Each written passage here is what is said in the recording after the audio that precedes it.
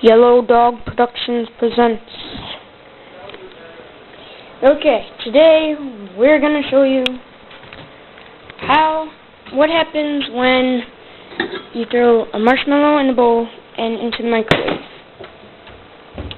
Here we go. See? Bowl. Marshmallow. Marshmallow before in the bowl. Gonna throw it in the microwave. We're gonna put on 40 seconds. And now we wait.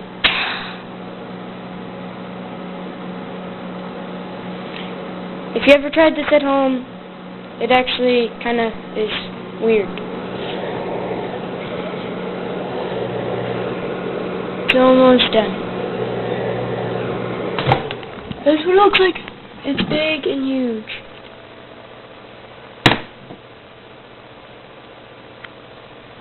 And then it dies down and it's all mushy and then you can eat it. Now I'm just going to leave it in there for another 20 seconds. And we're going to show you.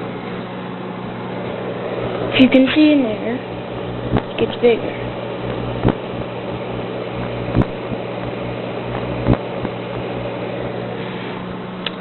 And that's what happens when you put a marshmallow in the microwave.